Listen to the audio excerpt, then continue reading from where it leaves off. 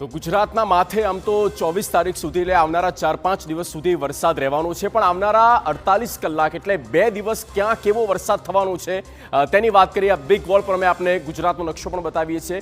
20 August એટલે આવતીકાલની વાત કરીએ તો ગુજરાતનો નકશો આપ જોઈ રહ્યા છો અને ક્યાં કેવો વરસાદ થવાનો છે તે આ ચિત્ર અમે આપને સુધી રજૂ કરી રહ્યા છે. જ્યાં રેડ ઝોન આપણે દેખાઈ રહ્યો છે ત્યાં છે ભારેથી અતિ ભારે વરસાદ.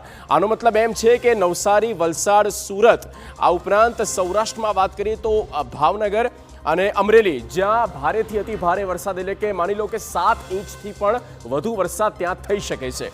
ત્યારબાદ ઓરેન્જ એલર્ટ જે આપવામાં આવ્યું છે તે છે દાહોદ, પંચમહાલ, છોટાઉદેપુર, વડોદરા, ભરૂચ, નર્મદા, તાપી, ડાંગ. આ ઉપરાંત સૌરાષ્ટ્રમાં દેવભૂમિ, દ્વારકા, પોરબંદર, જૂનાગઢ અને ગીર સોમનાથ આ એ જિલ્લા છે જ્યાં 3 થી 5 ઇંચ વરસાદ થઈ શકે, અતિ ભારે વરસાદ. અને એટલા માટે ઓરેન્જ એલર્ટ અપાયું છે અને બાકીનો જે આખો ઝોન છે એ યલો એલર્ટથી ઢંકાયેલો છે. આનો મતલબ છે કે ત્યાં ભારે વરસાદ થઈ શકે છે, 3 થી 5 ઇંચ જેટલો વરસાદ થઈ શકે છે.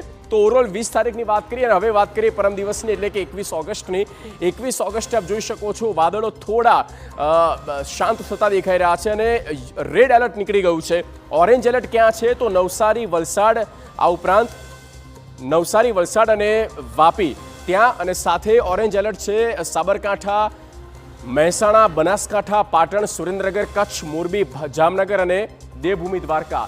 અહીંયા અતિ ભારે વરસાદ, 5 ઇંચથી વધારે વરસાદ થાય તો નવાઈ નહીં. અને બાકીનો જે વિસ્તાર છે યલો જે ઝોન છે એ તમામે તમામ જિલ્લામાં હેવી રેનફોલ થઈ શકે છે, 3 થી 5 ઇંચ વરસાદ થઈ શકે છે.